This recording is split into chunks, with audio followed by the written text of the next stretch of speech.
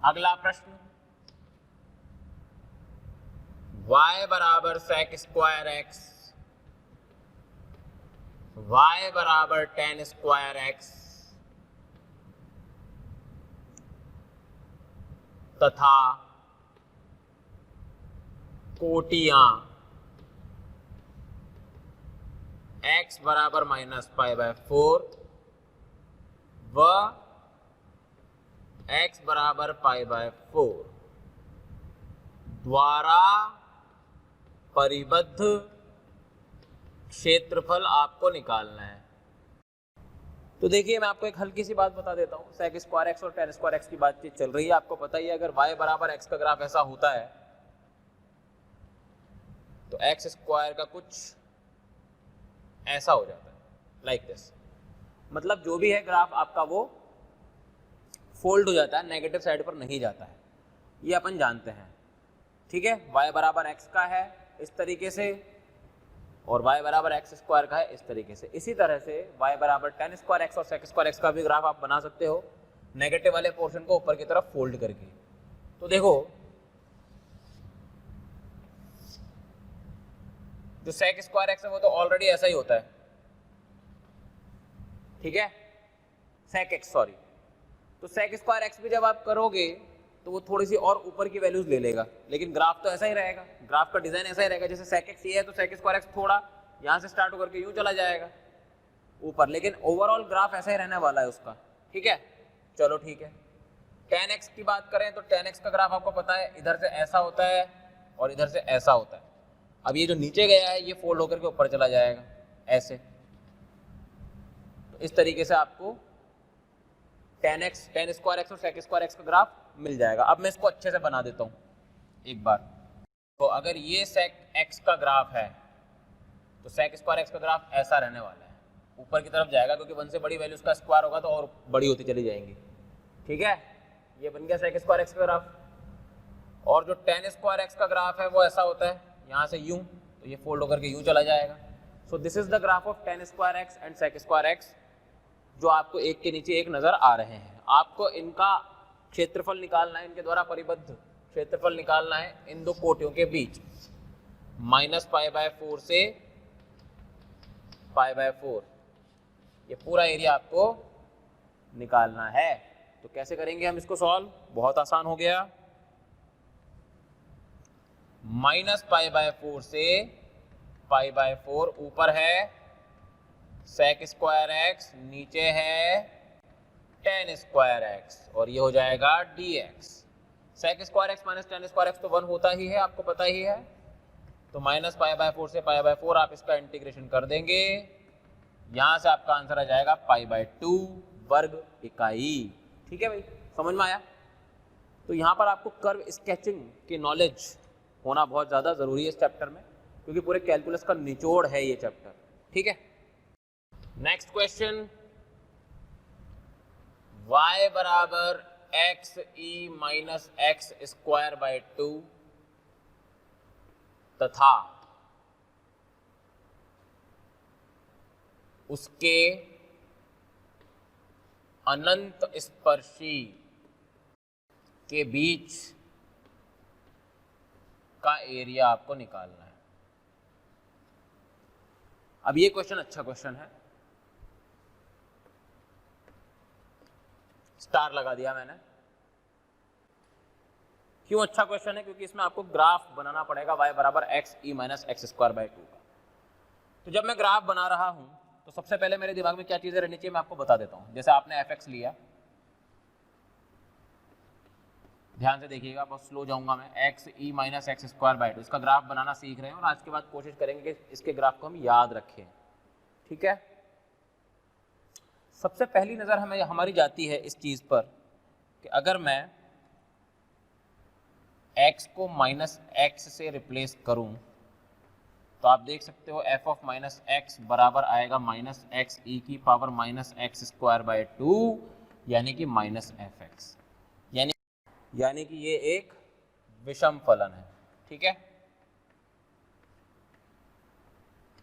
अब विषम फलन है तो इसका मतलब है कि वो मूल बिंदु के सापेक्ष सममित रहेगा, यानी कि क्रॉस क्वाड्रेंट्स में सममित रहेगा। तो हम एक ही तरफ का ग्राफ बनाएंगे, दूसरी तरफ का उसकी मिरर इमेज बना देंगे। ये फायदा मिल जाता है हमें विषम या सम पता लगाने से। ठीक है, आगे बढ़ते हैं। अब बात करते हैं इसके मैक्सिमा मिनिमा की। तो उसके लिए हमें इसका डिफरेंशिएशन करना पड़ेगा। तो चलिए एफ डैश एक्स निकालते हैं। एफ डैश एक्स जब मैं निकालूंगा तो आएगा एक्स, फिर इसका डिफरेंशिएशन हो जाएगा minus x E minus x square by two plus E minus x square by two. ठीक है, यानी कि ई की power minus x square by two common, और अंदर बचेगा 1 माइनस एक्स स्क्वायर। तो आप देख सकते हो इसको जब मैं 0 रखूंगा तो x बराबर 1 और -1 दो वैल्यूज आएंगी। अभी हम पॉजिटिव वाले की बात करते हैं, क्योंकि हम एक ही तरफ का ग्राफ बनाएंगे और दूसरी तरफ का ऑटोमेटिकली बन जाएगा, क्योंकि वो विषम फलन है। ठीक है, तो x बराबर 1 पर बात कर लेते हैं। ठीक है, तो f ऑफ 1 भी निकाल लेते हैं। आपको पता है जहाँ पर f डैश एक्स 0 होता है उसे क्रांतिक बिंदु कहते हैं, उस पर वैल्यू निकालनी चाहिए। तो f ऑफ 1 अगर मैं निकालूंगा तो आएगा 1 अपॉन रूट ई। क्या आएगा? 1 अपॉन रूट ई। ठीक है, ये f ऑफ 1 मेरे पास आ चुका है, यानी कि इस पॉइंट पर मैक्सिमा या मिनिमा बन सकता है। तो क्या बनेगा उसके लिए आप फर्स्ट डेरिवेटिव टेस्ट निकाल लो। ये -1 है, ये 1 है, यहाँ माइनस, यहाँ प्लस, यहाँ माइनस, क्योंकि ये 1 माइनस एक्स स्क्वायर था। ठीक है, तो जब आप 1 पर देखोगे तो प्लस से माइनस आ रहे हो, जब प्लस से माइनस आते हो तो क्या बनता है? उच्चिष्ठ बनता है, मैक्सिमा बनता है। तो 1 पर बनेगा मैक्सिमा, ये भी पता पड़ गया। अब बस ये पता पड़ जाए कि x टेंडिंग टू इन्फिनिटी पर वक्र के साथ क्या हो रहा था। तो उसके लिए हमें एक लिमिट निकालनी पड़ेगी। Limit x approaches infinity x E minus x square by two, यानी कि लिमिट x अप्रोचेज इन्फिनिटी, ये हो जाएगा x upon E x square by two. Correct है? तो आप देखो कि यहाँ पर इन्फिनिटी बाय इन्फिनिटी फॉर्मेट बन रहा है, तो आप लॉपिटल का इस्तेमाल कर सकते हो। जब लॉपिटल का इस्तेमाल करोगे, लिमिट x अप्रोचेज इन्फिनिटी, तो 1 upon x E x square by two. ठीक है, जब इन्फिनिटी डालोगे तो ये इन्फिनिटी 1 अपॉन इन्फिनिटी 0 प्लस। ठीक है, तो 0 प्लस आएगा, यानी कि 0 से थोड़ा सा ऊपर रहोगे। अब इसके बाद हम ये पता लगा लें कि भाई फंक्शन कहाँ पर वर्धमान था, कहाँ पर ह्रासमान था, ये भी हम पता लगा लेते हैं। तो उसके लिए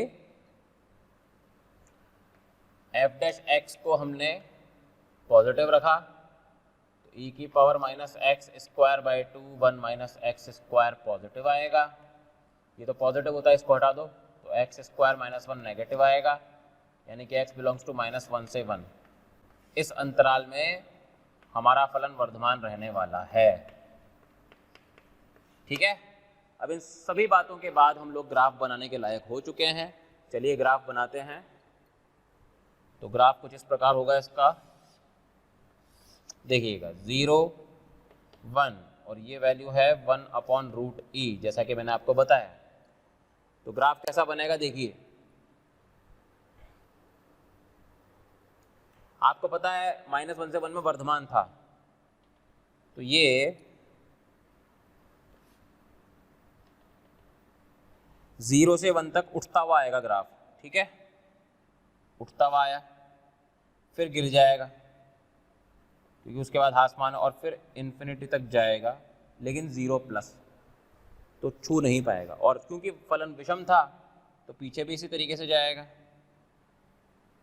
ये ग्राफ बन जाएगा आपका इस तरीके से। ठीक है, यहाँ पर ये वाली वैल्यू कौन सी हो जाएगी? ये वाली वैल्यू -1 हो जाएगी, और ये वाली वैल्यू -1 अपॉन रूट ई हो जाएगी।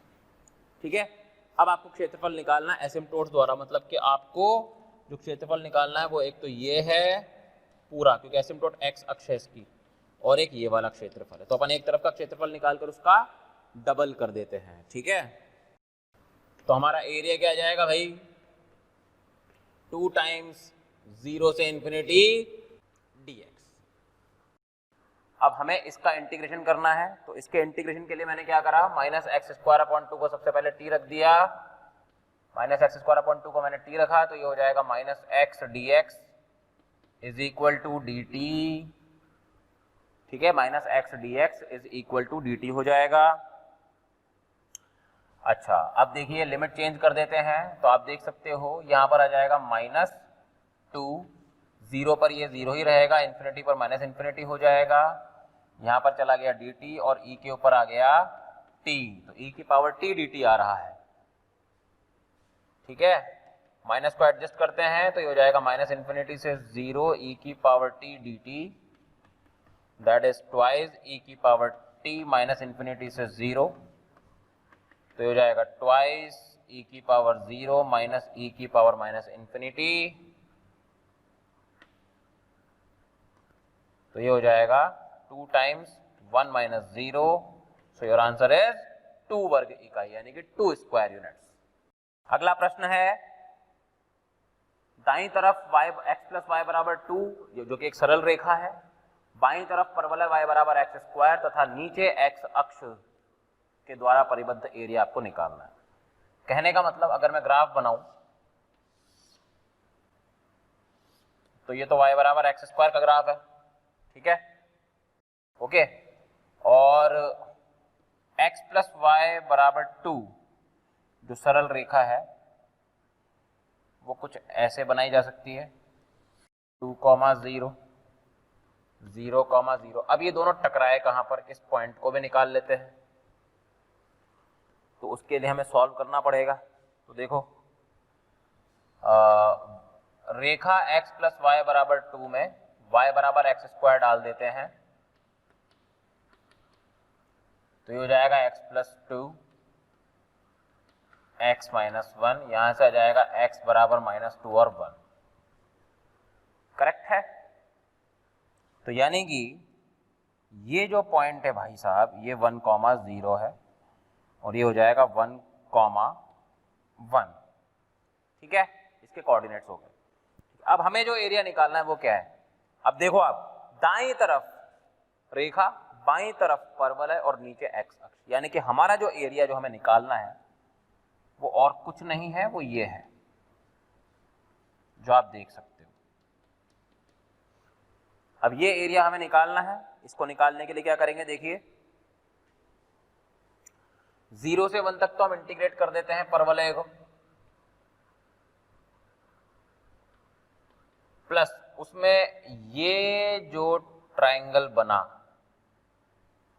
इसके एरिया को जोड़ देते हैं, तो ये दूरी कितनी है 1, ऊंचाई भी कितनी है 1, तो हाफ बेस इनटू हाइट, ये आपका आंसर होना चाहिए, यानी कि 1/3 प्लस 1/2 यानी कि 5/6 square units is your answer. अगला क्वेश्चन है, फर्स्ट क्वाड्रेंट में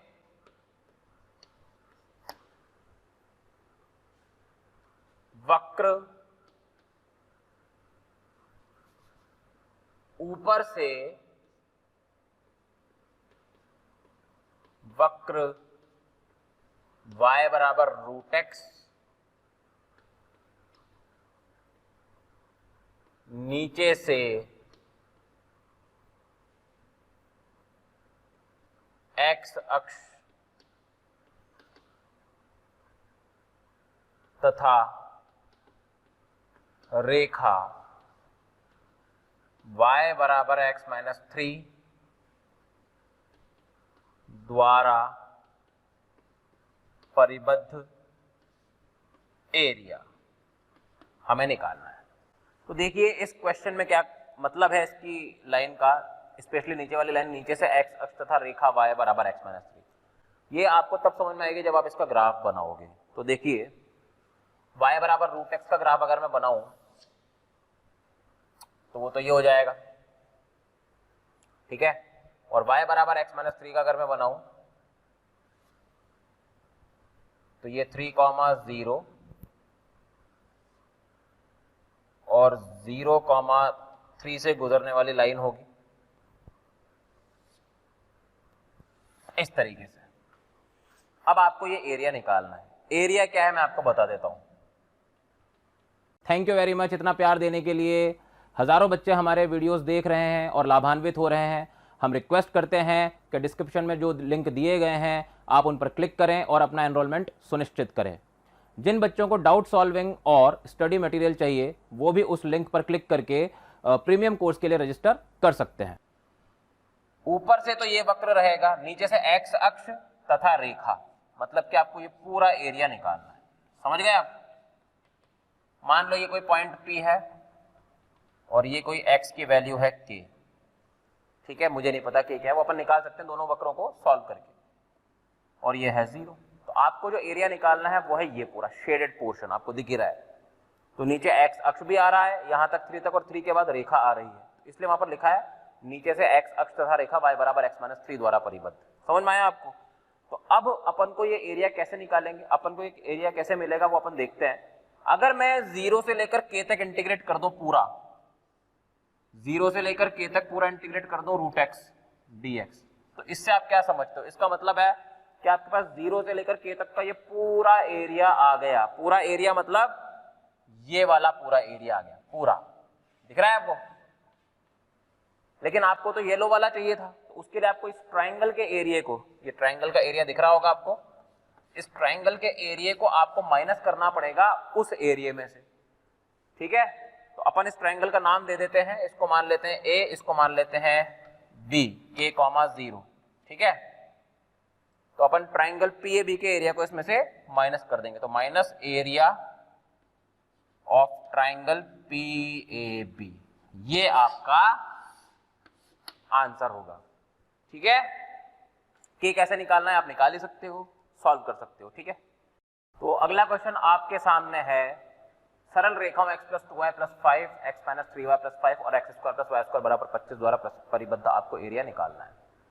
इस पर्टिकुलर क्वेश्चन का डायग्राम मैंने पहले से बनाया हुआ है आपके लिए। ये वृत्त है, x² + y² बराबर 25, नॉर्मल सी बात है, और ये दोनों सरल रेखाएं हैं। एक है x - 3y + 5 जो y अक्ष पर धनात्मक दिशा में अंतःखंड काटेगी, और एक लाइन है x + 2y + 5 जो नीचे नेगेटिव y अक्ष पर काट रही है अंतःखंड। अब हमें जो एरिया निकालना है वो ये है, सरल रेखाओं तथा वृत्त द्वारा परिबद्ध एरिया, यही है इन दोनों के, इन तीनों के द्वारा परिबद्ध। अब ये एरिया हम कैसे निकालेंगे ये देखिए आप। सबसे पहले मैं चाहता हूं कि मेरे पास P और Q के कोऑर्डिनेट्स आ जाएं, तो उसके लिए मुझे क्या करना चाहिए, मुझे सॉल्व करना पड़ेगा एक बार इस सरल रेखा को इस वृत्त के साथ, एक बार इस सरल रेखा को इस वृत्त के साथ, ठीक है। तो चलिए सॉल्व कर लेते हैं, पहले उधर सॉल्व कर लेता हूं मैं। ये x बराबर है 3y - 5, इसको मैं वृत्त की इक्वेशन में डाल देता हूं, तो ये हो जाएगा 3y - 5 whole square plus y² बराबर 25। यहां से आ जाएगा 9y² - 6y प्लस y² बराबर 25, सॉरी 30y। तो यहां से 10y² बराबर आ गया 30y, और y की वैल्यू या तो आ गई 0 या फिर 3, ठीक है। y की वैल्यू या तो 0 या फिर 3, तो 0 पर तो ये पॉइंट मिल जाएगा, और y बराबर 3 पर आपको ये वाला पॉइंट मिल जाएगा। तो डेफिनेटली इस पॉइंट P का जो कोटि है वो 3 है। तो x निकालने के लिए क्या करोगे, इसको इस स्ट्रेट लाइन में रख दो, -9 + 5 is -4, तो ये हो जाएगा 4। तो 4,3 कोऑर्डिनेट आ गए आपके पास P के, करेक्ट है। अब सेम टू सेम काम आपको x + 2y + 5 के साथ भी करना है, और फिर इसके भी कोऑर्डिनेट्स हम लोग निकाल लेते हैं। तो इस बार वृत्त में हम डाल देते हैं x की वैल्यू -2y - 5। जब ये रखेंगे हम वैल्यू x की वृत्त की इक्वेशन में, तो क्या आ जाएगी, देखिए -2y - 5 whole square plus y² बराबर 25, यानी कि 4y² plus 20y plus y² is equal to 0, यानी कि 5y² plus 20y is equal to 0। y की वैल्यू या तो 0 आएगी या -4 आएगी। 0 पर तो हमें r पॉइंट मिल जाएगा और -4 पर हमें q पॉइंट मिल जाएगा। तो इसकी कोटि -4 मिल गई। -4 को जब मैं इस लाइन में रखूंगा तो ये पॉइंट मुझे 3 मिल जाएगा। तो 3, -4 इसके कोऑर्डिनेट्स हैं, 4, 3 उसके कोऑर्डिनेट्स हैं, ठीक है। चलिए अब इसको तो हटा देते हैं अपन, क्योंकि हमें कुछ और जगह की जरूरत पड़ेगी बाकी क्वेश्चन सॉल्व करने के लिए। ये तो आपको पता पड़ गया 4, 3 और 3, -4 मैंने कैसे निकाले। अब क्या करते हैं, देखो ध्यान से देखते जाना, इसको जोड़ा और इसको जोड़ा, तो आप OP और OQ का स्लोप निकालो जरा, है ना। तो देखो स्लोप ऑफ OP यह है 3/4, स्लोप ऑफ OQ यह है -4/3, दोनों का गुणन करने पर यानी कि slope of OP into slope of OQ करने पर हमें -1 मिलता है। इसका मतलब ये एंगल जो है ये 90 डिग्री है, ठीक है। 90 डिग्री मिलने के फायदे बड़े हैं। अब देखिए हम इसको कैसे सॉल्व करेंगे। अब इस पूरे क्वेश्चन में आपको कहीं भी कैलकुलस का इस्तेमाल करने की जरूरत नहीं पड़ेगी अगर आप ज्योमेट्री के साथ खेलना जानते हो, ठीक है। तो मैं तो आपसे यही कहूंगा कि अगर आपको ऐसा लगता है कि ज्योमेट्रिकली ही आप उसको अप्रोच कर सकते हो और आप उसको सॉल्व कर पाओगे तो फिर कैलकुलस लगाने की जरूरत नहीं है, ठीक है। अब देखो ज्योमेट्रिकली मैं कैसे जाऊंगा इस क्वेश्चन में, क्योंकि आपको पता पड़ गया कि 90 डिग्री है, इसका मतलब ये वाला जो एरिया होगा सर्कल का ये टोटल सर्कल के एरिया का बाय 4 होगा। नहीं समझे भाई, अगर ये कोई सर्कल है मान लो, तो आपको पता है ना कि भाई अगर ये टोटल एरिया A है इसका, तो ये A/4 होता है, ये भी A/4 होता है, ये भी A/4 होता है और ये भी A/4 होता है ना, क्योंकि यहाँ 90 डिग्री बना हुआ है। अब यहाँ पर भी 90 डिग्री बन गया तो इसका मतलब ये भी A/4 होगा। तो हमें ये जो सेक्टर जो चाप हमें दिख रहा है उसका एरिया क्या हो जाएगा वो देखो, एरिया ऑफ सेक्टर या चाप OPQ कैसे लगाते हैं, ऐसे, है ना। ये क्या हो जाएगा πr²/4, यानी कि पाई त्रिज्या कितनी है भाई 5, उसका स्क्वायर 25/4, तो 25 π/4 स्क्वायर यूनिट्स तो ये आएगा। अब इसके बाद ये वाला क्षेत्रफल आप निकाल चुके हो, ठीक है, ये वाला जो मैंने शेड किया है। अब जो एरिया बच गया है वो है ये वाला, एक तो ये और एक ये। अभी ये दोनों एरिया निकालना बाकी है, तो उसके लिए मैं क्या करूंगा, मेरे पास ये वाला एरिया तो आ ही चुका है 25 π/4, ठीक है। अब जो लाल कलर का एरिया है वो कैसे निकलेगा, देखो आपको पता ही है कोई भी अगर मेरे पास अधिक कोणीय त्रिभुज होता है तो उसका क्षेत्रफल कैसे निकलता है, यहां से लंब डालते हैं, या हो जाती है उसकी ऊंचाई P और ये हो जाता है बेस, तो हाफ परपेंडिकुलर इनटू बेस होता है। इसी चीज का इस्तेमाल करेंगे हम।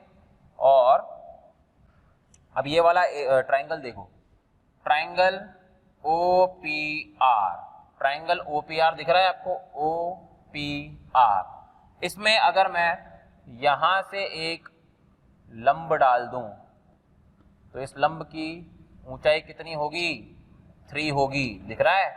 और इसका बेस कितना है, बेस आपको कितना नजर आ रहा है, 5, कितना है 5, तो इसका एरिया हो जाएगा हाफ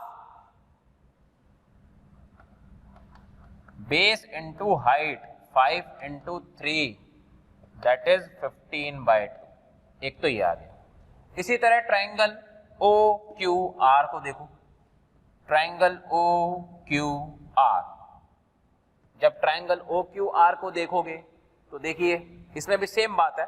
मैं फिर से एक लंब डालूंगा यहां पर, इस तरीके से देखो, ये डाल दिया मैंने।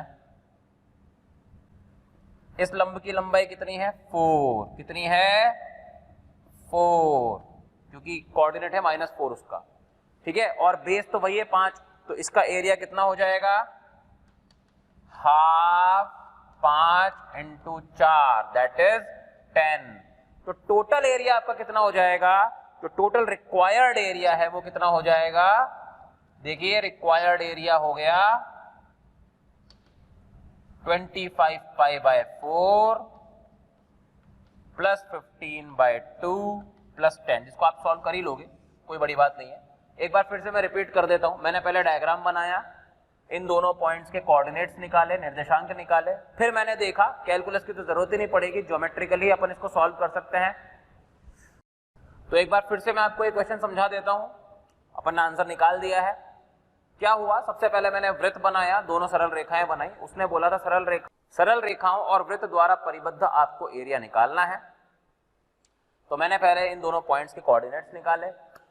मुझे फील हुआ कि भाई ये ज्योमेट्रिकली ही सॉल्व हो सकता है, तो अपन ने कलम का इस्तेमाल किया भी नहीं। तो मैंने क्या किया, सबसे पहले मैंने जब ये पॉइंट्स निकाले तो मैंने सोचा इसका स्लोप निकाल लेते हैं। इनका स्लोप निकाला तो ये जो दो रेखाएं हैं ओपी और ओक्यू वो लंबवत आ गई। लंबवत आने का मतलब है ये जो चाप बनेगा इसका एरिया टोटल सर्कल के क्षेत्रफल का 1/4 होगा। तो मैंने 1/4 कर दिया।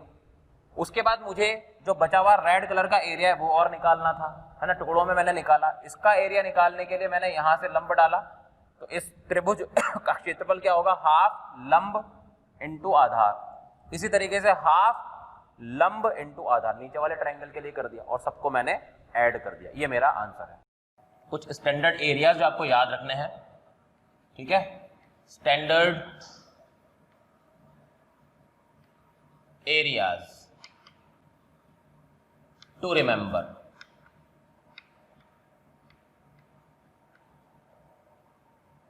कुछ मानक क्षेत्रफल हैं जिनको अगर याद ही रख लिया जाए तो काफी अच्छा रहता है।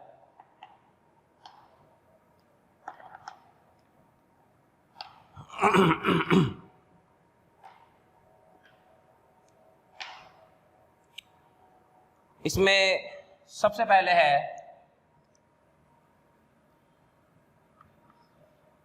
y² बराबर 4ax तथा x² बराबर 4by, जो कि दो परवलय हैं, a और b ग्रेटर देन 0 है।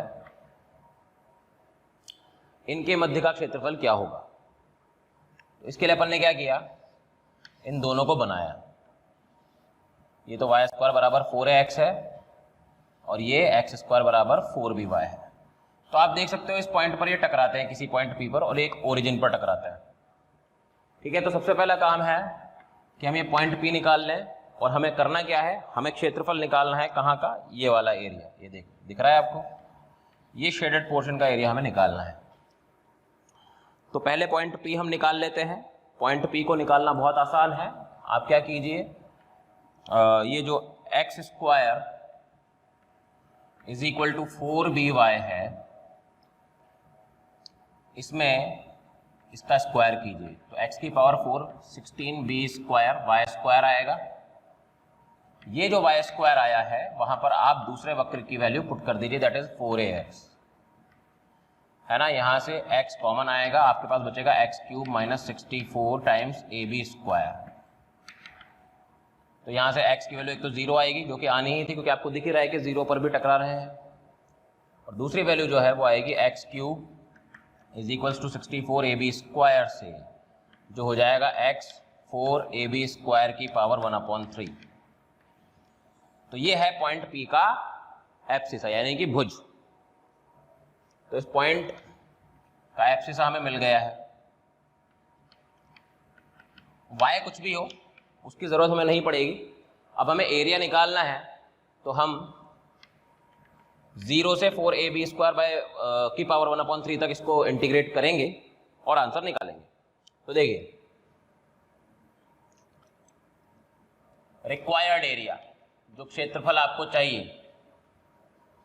वो क्या है, इंटीग्रेशन करो 0 से लेकर 4ab² की पावर 1/3 तक, और ऊपर किसका वक्र है, x² बराबर 4by, तो वहां से y की वैल्यू आ जाएगी y² बराबर 4x, तो वहां से आ जाएगा 2√ax y की वैल्यू, माइनस दूसरे कर्व से आ जाएगी x² 4b। करेक्ट है। अब हमें इसको सॉल्व करना है। तो जब इसको सॉल्व करोगे तो क्या आएगा, ट्वाइस ax की पावर 3/2 इंटू 2/3, ठीक है, और a भी आ जाएगा क्योंकि ax का डिफरेंशिएशन नीचे होगा, माइनस x³ अपॉन 12b, ठीक है, करेक्ट है। और लिमिट डाल दीजिए अब आप इसमें 0 से 4ab² की पावर 1/3। जब आप लिमिट डाल के इसको सॉल्व करोगे तो ये आएगा 16ab/3 वर्ग इकाई। दरअसल ये क्वेश्चन है, लेकिन अब आप इस क्वेश्चन के रिजल्ट को हमेशा याद रखेंगे, ठीक है। It is GTR। GTR का मतलब क्या होता है? Good to remember. याद रखो तो अच्छा है, समय बचेगा आपका। तो ये बात ध्यान रखें, जहां भी मैं GTR लिख दूं मतलब गुड टू रिमेंबर।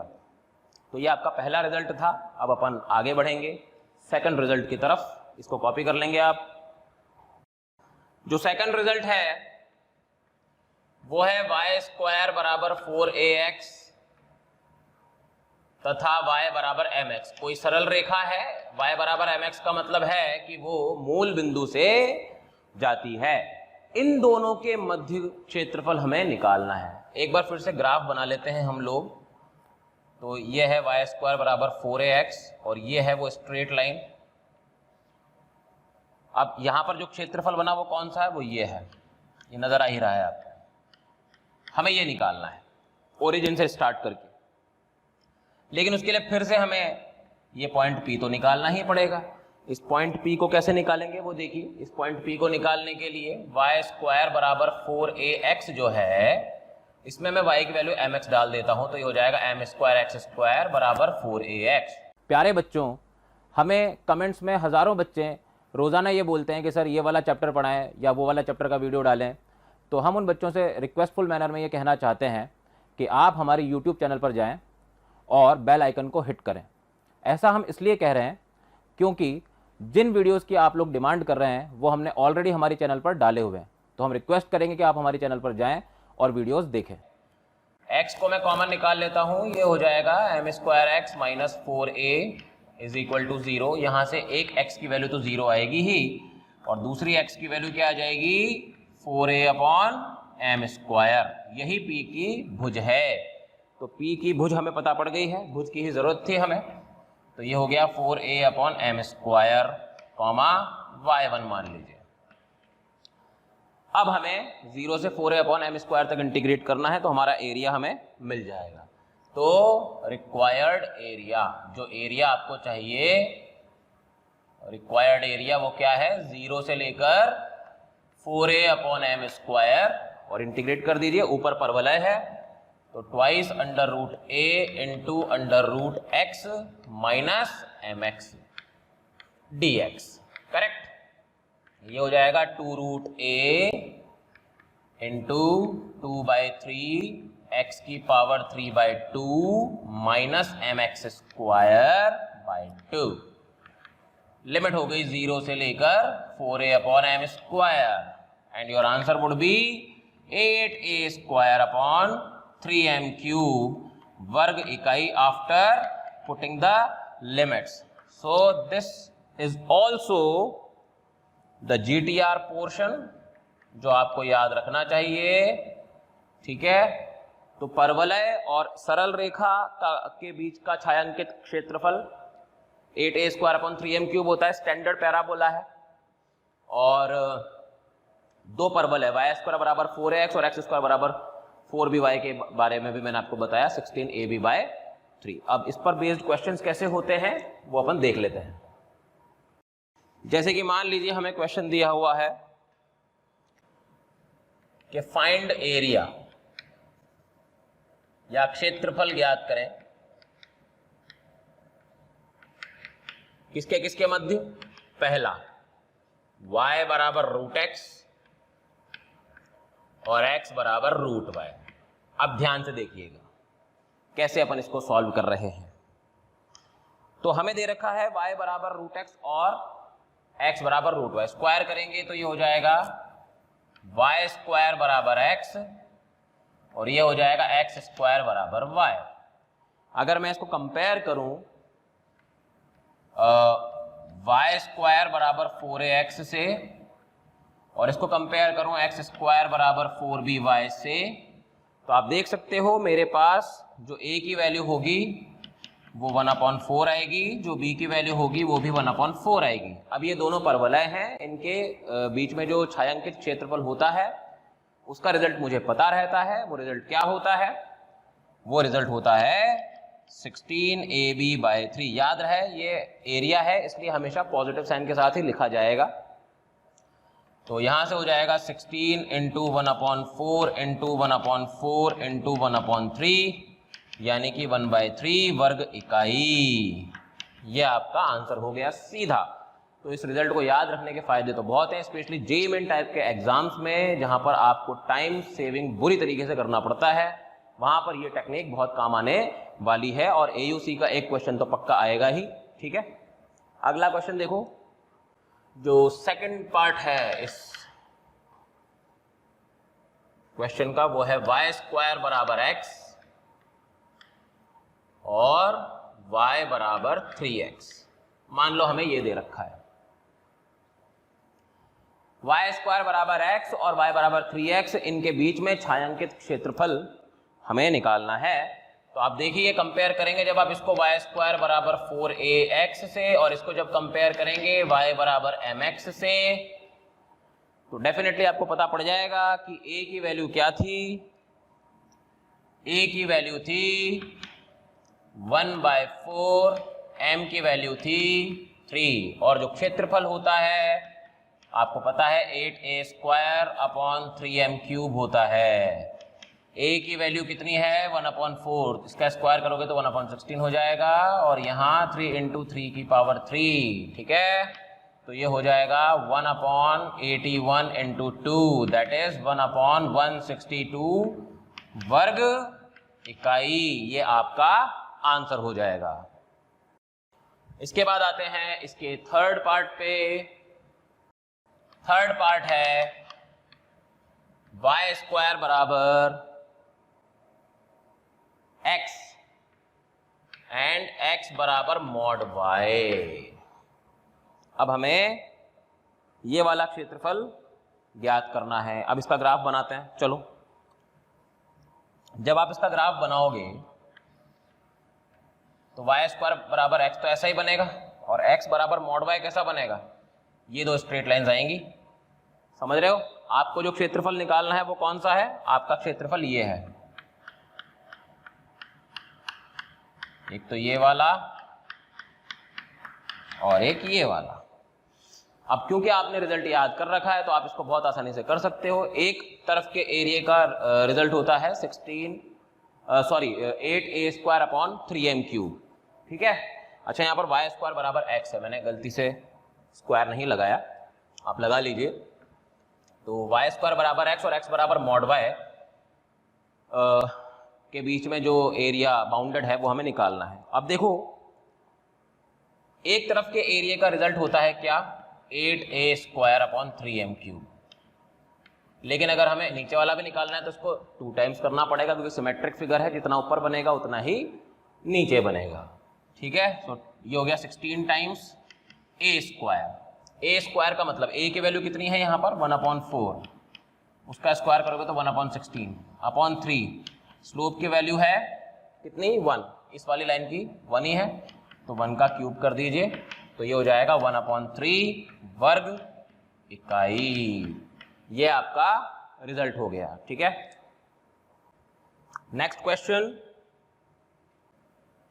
y² बराबर 4ax तथा कोटि x बराबर 2a द्वारा परिबद्ध एरिया हमें निकालना है। चलिए इसको सॉल्व करते हैं। तो देखिए y² बराबर 4ax का ग्राफ अगर मैं बनाऊं तो बिल्कुल ऐसा ही बनेगा, और x = 2a की लाइन अगर मैं बनाऊं तो वो कुछ ऐसी बनेगी। ये है x = 2a। तो आपको ये क्षेत्रफल निकालना है, ये वाला।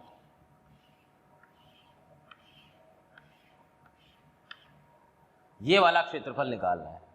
चलिए इसको निकालते हैं।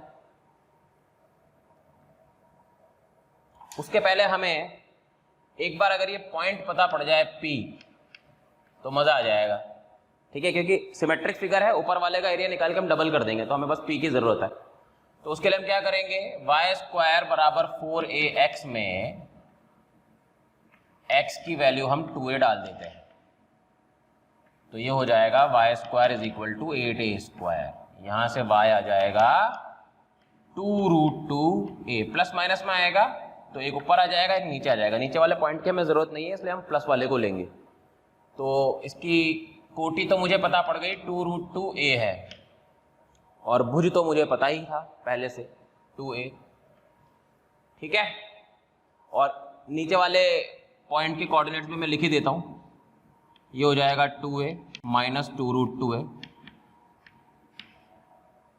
इसको लिखने के पीछे कुछ लालच है मेरा, वो आपको बाद में पता पड़ेगा। अब हमारे पास सीन क्लियर है। अब हमें जो एरिया निकालना है वो कैसे निकलेगा, देखिए। रिक्वायर्ड एरिया जो होगा वो आप 0 से 2a तक इंटीग्रेट कर दो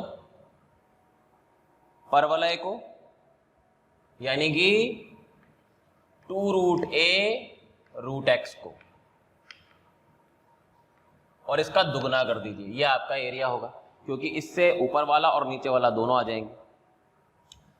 तो यहां से हो जाएगा 4√a इंटू 2/3 x की पावर 3/2 और लिमिट 0 से 2a, तो ये हो जाएगा 8√a/3 इंटू 2a की पावर 3/2, करेक्ट।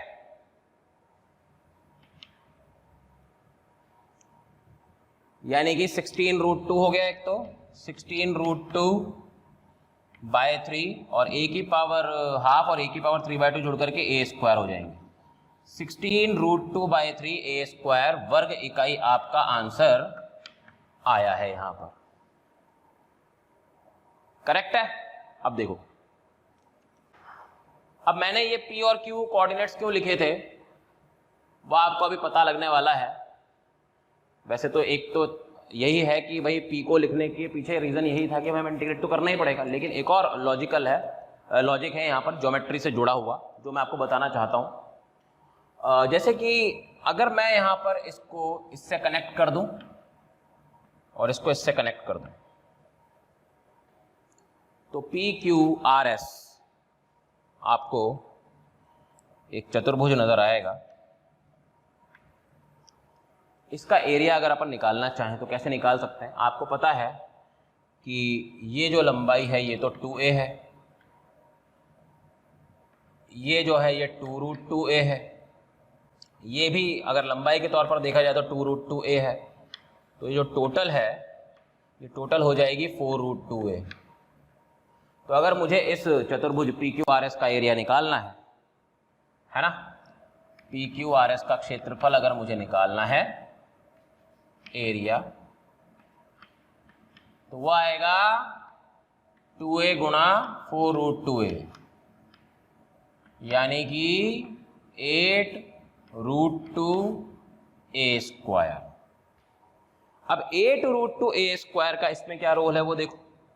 8√2a स्क्वायर का को अगर मैं यहां पर अलग कर दूं तो बगल में बचता है 2/3। इसका मतलब ये जो एरिया है it is 2/3 times area of चतुर्भुज, यानी कि रेक्टेंगल, आयत, सॉरी, PQRS, करेक्ट। तो ये एक याद रखने वाली चीज है। इसका फायदा कहां पर होगा अभी मैं आपको बता देता हूं, पहले आप इसको कॉपी कर लीजिए। अब जैसे एक क्वेश्चन आपको दे रखा है कि y is equal to 2x minus x square तथा y प्लस 3 बराबर 0 के मध्य में जो क्षेत्र बनेगा उसका क्षेत्रफल आपको ज्ञात करना है। अब उसको कैसे करेंगे आप देखिए।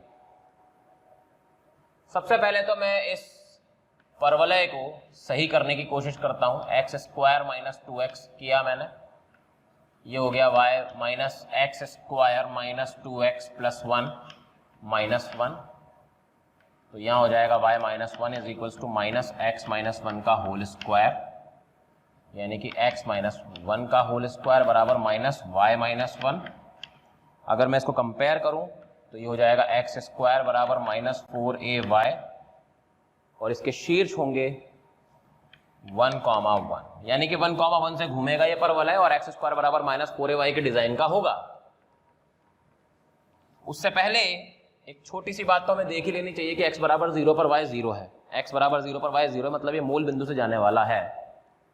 तो चलिए हम इसके ग्राफ को बनाते हैं।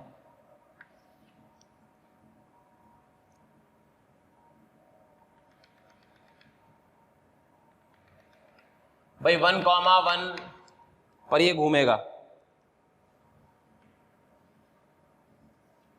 तो ये कुछ ऐसा बनेगा, करेक्ट। थोड़ा और नीचे ले लो इसको। अब हम लाइन बनाते हैं y बराबर -3 की। तो y बराबर -3 की लाइन कैसे बनेगी आप देखिए। अगर आपको हमारे वीडियोस पसंद आए तो लाइक करें, शेयर करें, ताकि वो वीडियोस ज़रूरतमंद बच्चों तक पहुंच पाएँ।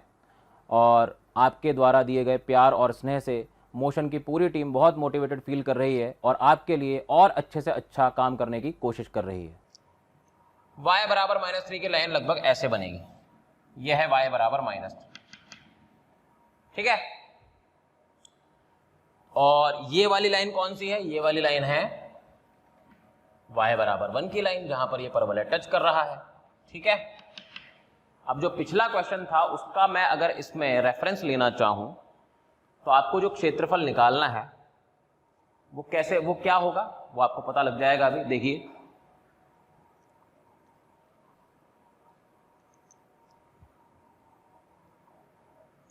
पिछले क्वेश्चन के रेफरेंस से अगर हम देखें तो हमारा जो क्षेत्रफल है, यानी कि हमें जो निकालना है वो ये वाला एरिया है। ये क्या होगा?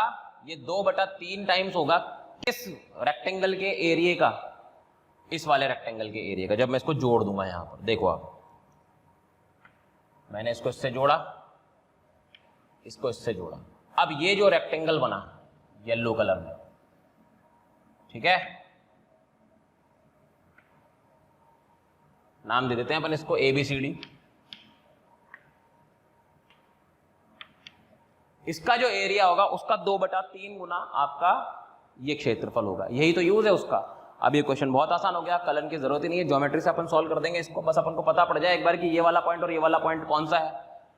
तो अपने को पता है कि भाई -3 है, ठीक है। और -3 को जब मैं वहां डालूंगा तो ये आएगा -6 -9, यानी कि ये आ जाएगा आपके पास -15, ठीक है। एक मिनट, हाँ जी। तो y की वैल्यू हम लोग डालते हैं -3 उस कर्व में। y की वैल्यू 2x - x² दे रखी है, तो यहां से x² - 2x + 3 -3 आ जाएगा। और यहां से x - 3 x + 1 = 0 आ जाएगा। यहां से x की वैल्यू 3 और -1 आएगी। तो अब c के कोऑर्डिनेट्स पता पड़ गए। ये तो है 3, -3 और ये है -1, -3, ठीक है। तो इसका मतलब यह है कि अगर मैं इस दूरी की बात करूं तो ये 3 है और इस दूरी की बात करूं तो ये 1 है। तो टोटल दूरी मुझे मिल गई, टोटल लंबाई मुझे मिल गई, वो है 4, ठीक है। और यहां पर भी 3 से लेकर -1 तक, यानी कि ये टोटल लेंथ कितनी है? ये भी है 4। तो 4 लंबाई है, 4 ही चौड़ाई है, ठीक है। तो अब अगर मुझे एरिया निकालना है तो देखिए, जो रिक्वायर्ड एरिया होगा वो 2/3 गुना होगा एरिया ऑफ रेक्टेंगल ABCD के, जो कि इस केस में स्क्वायर है। तो यानी कि 2/3 टाइम्स 4 × 4 दैट इज 32/3 वर्ग इकाई मेरा आंसर होगा। क्लियर? तो इस तरीके से हम यूज कर सकते हैं उस रिजल्ट को जो हमने इससे पहले वाले क्वेश्चन में निकाला था। तो अगला क्वेश्चन है, देखिए आपको दे रखा है y² बराबर 4x तथा ढाल बराबर -1 के अभिलंब, मतलब वो अभिलंब जिसकी ढाल -1 हो, उसके द्वारा परिबद्ध क्षेत्रफल आपको निकालना है। तो देखिए वाई स्क्वायर बराबर 4x तो एक परवलय है, तो वाई स्क्वायर बराबर 4x का अगर मैं डिफरेंशिएशन कर दूं 2y dy बाय dx बराबर 4, सही है। यहाँ से dy बाय dx की वैल्यू आ रही है 2/y, लेकिन ये तो होती है स्लोप ऑफ टेंजेंट, हमें तो चाहिए स्लोप ऑफ नॉर्मल, और वो दे रखा है हमें -1 के बराबर। इसका मतलब ये है कि -y/2 है -1 के बराबर, इट मीन्स y की वैल्यू है 2 के बराबर। पहली बात, जिस पॉइंट पर वो नॉर्मल मिलेगा वो y बराबर 2 है। दूसरी बात, अगर y बराबर 2 मुझे मिल गया है तो क्या मैं x की वैल्यू निकाल सकता हूं? बिल्कुल, मैं इस y बराबर 2 को इधर रख देता हूं, तो यहाँ हो जाएगा 4 बराबर 4x, और यहाँ से मेरे पास आ जाएगा x बराबर 1। तो मेरे पास वो पॉइंट मिल गया है जिस पॉइंट पर अभिलंब खींचा गया होगा परवलय पर। तो अब अगर मैं डायग्राम बनाता हूं तो डायग्राम कुछ ऐसा बन सकता है, देखिएगा।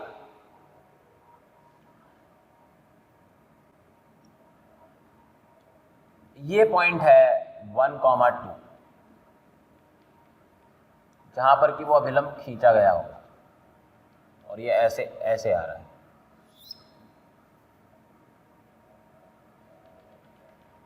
लाइक दिस, ठीक है। इस जगह पर टकरा रहा है किसी पॉइंट पर, मान लो ये पॉइंट Q है। ये क्या है वो तो अपन अभी निकाल ही लेंगे, फिलहाल हमें पता पड़ गया है कि नॉर्मल ऐसे गई होगी। अब जो एरिया आया होगा जो हमें निकालना है वो कौन सा एरिया है? वो ये वाला एरिया है, हमें ये एरिया निकालना है, ठीक है। तो पहले हम क्या करते हैं, लाइन की इक्वेशन निकाल लेते हैं। हमारे पास पॉइंट आ चुका है, ढाल आ चुकी है, तो पहले हम अभिलंब की इक्वेशन निकाल लेते हैं। तो यहां पर हम लिख देंगे अभिलंब की समीकरण, यानी कि इक्वेशन। अभिलंब की इक्वेशन जो है वो हो जाएगी y - 2 is equals to -1 x - 1, यानी कि x plus y is equal to 3। ये आपके अभिलंब की इक्वेशन है। अगर हम इस अभिलंब की इक्वेशन पे गौर फरमाएं तो इसने जिस बिंदु पर x अक्ष को काटा होगा वो बिंदु कौन है? 3,0, ठीक है। लिख लेते हैं सारी इंफॉर्मेशंस, और हमें जो एरिया निकालना है अब उसकी बात करते हैं।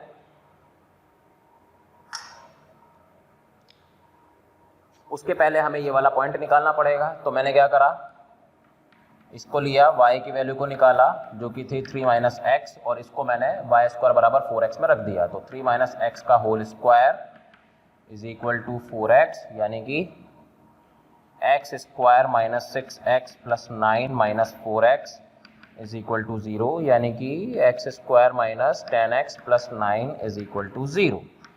यहाँ से मेरे पास दो वैल्यूज आ जाएंगी x की, एक तो आ जाएगी 1 और एक आ जाएगी 9।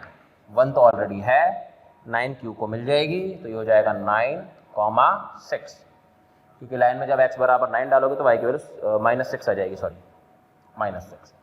तो अब हमारे पास P पॉइंट है, हमारे पास Q पॉइंट है, हमारे पास R पॉइंट भी है। अब हमें ये एरिया निकालना है, इस एरिया की बात हमें करनी है। चलिए, तो इसको कैसे सॉल्व करेंगे अब देखिए आप। सबसे पहले मैंने यहाँ से एक लंब डाल दिया, ठीक है, और यहाँ से भी एक लंब डाल दिया। इसको आप L नाम दे दो, इसको आप M नाम दे दो। अब ध्यान से देखिएगा, मुझे जो एरिया निकालना है उसमें इसको मैं A1 मान लेता हूँ, इस एरिया को मैं A2 मान लेता हूँ, इस पूरे एरिया को मैं A3 मान लेता हूँ नीचे वाले को, और इस को मैं A4 मान लेता हूँ। एक बार फिर से मैं शेडिंग कर दूं अगर, तो ये वाला A1 है, ये वाला A2 है, ये वाला A3 है, और ये वाला A4 है। अलग अलग शेडिंग करिए मैंने, उम्मीद है आपको समझ में आ जाएगा, ठीक है। तो चलिए अब हम पहले A1 निकालते हैं। A1 निकालने के लिए क्या करना पड़ेगा, देखिए अब क्वेश्चन स्टार्ट कर रहे हैं हम। अभी तक तो हमने प्लेट में चीज़ों को सजाया था, अब तड़का लगाएंगे, ठीक है, ध्यान से देखिएगा। सबसे पहले मैं A1 एरिया की बात करूं, यानी कि इस एरिया की बात करूं A1 की, तो A1 एरिया निकाला जाएगा जब मैं 0 से लेकर 1 तक इंटीग्रेट कर दूंगा परवलय को, यानी कि y स्क्वायर बराबर 4x था शायद, हाँ, तो ये हो जाएगा 2√x dx। इसको इंटीग्रेशन कर देते हैं, वो हमारा A1 होगा, यानी कि 2 × 2/3 x की पावर 3/2 0 से 1, तो यहाँ से आ गया आपके पास 4/3। ये तो A1 की वैल्यू है। सब वैल्यूज़ को आप दिमाग में रखिए, लास्ट में सब काम आने वाली है। फिर हम A2 को निकालते हैं। आपको पता है इस L के कोऑर्डिनेट्स कितने हैं, ये है 1,0, ये है 3,0, तो ये जो डिस्टेंस बचा, ये कितना बचा, 3 - 1 दैट इज 2, और ये लंबाई भी कितनी है, ये भी 2 है। तो जो A2 है वो एक ट्रायंगल है, तो ट्रायंगल का एरिया हम निकाल लेते हैं। एरिया 2 निकलेगा हाफ बेस इंटू हाइट, यानी कि हाफ 2 × 2 दैट इज 2, तो ये आ गया है 2। अब बात करते हैं अपन A3 की। अब A3 निकालने के लिए ही मैंने A4 बनाया था वहां पर, क्योंकि उसका यूज है वहां पर। देखो A3 का मतलब अगर मैं 0 से लेकर 9 तक इंटीग्रेट कर दूं तो क्या है, पूरा एरिया कवर हो जाएगा A3 और A4 मिला करके। और मुझे अगर पर्टिकुलरली A3 निकालना है तो मुझे A4 को माइनस करना पड़ेगा उसमें से। A4 एक ट्राइंगल QMR का एरिया है, समझ में आ रही है बात आपको।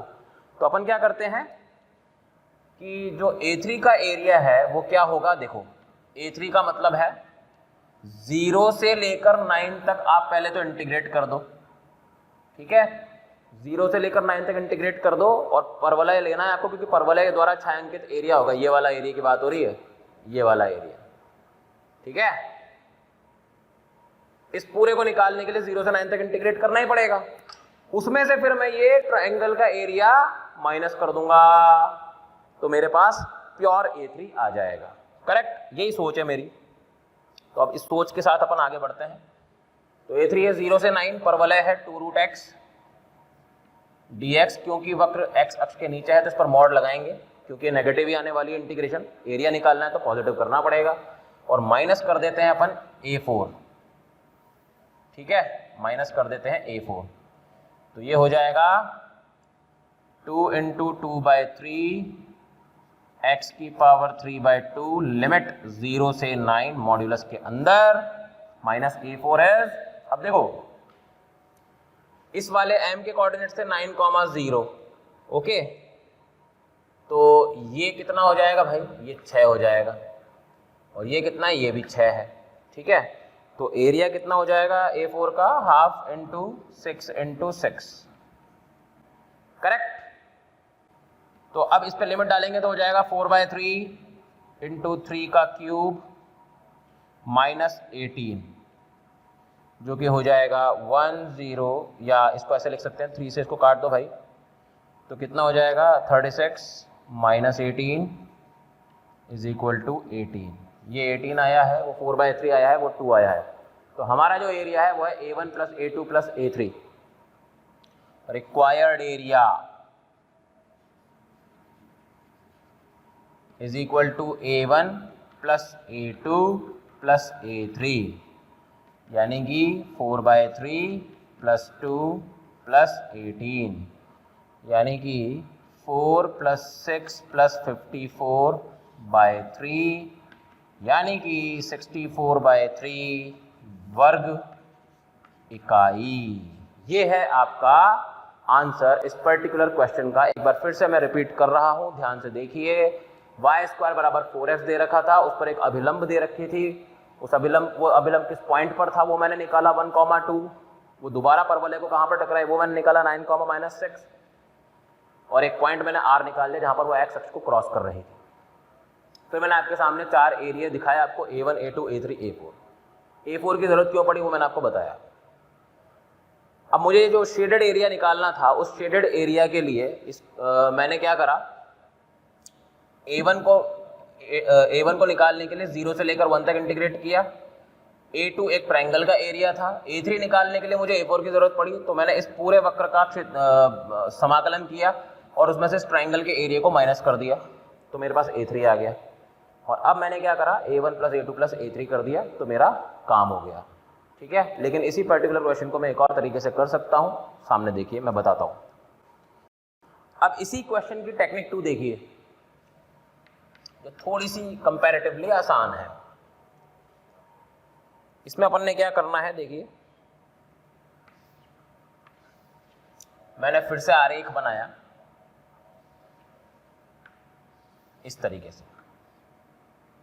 ये पॉइंट है 1, 2 आपको पता ही है, ये पॉइंट है 9, -6 ये भी आपको पता ही है। अपने को क्षेत्रफल जो निकालना था वो ये वाला है, हमें ये वाला क्षेत्रफल निकालना है। इसके लिए अपन क्या करेंगे, अपन हॉरिजॉन्टल स्ट्रिप्स का सहारा लेते हैं और -6 से 2 तक इंटीग्रेट कर देते हैं। ठीक है, तो अपना जो एरिया हो जाएगा वो कुछ ये हो जाएगा।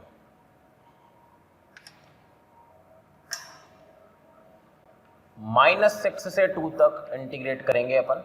स्ट्रेट लाइन कौन सी थी ये स्ट्रेट लाइन, x + y = 3, यानी कि x की वैल्यू हो जाएगी 3 - y।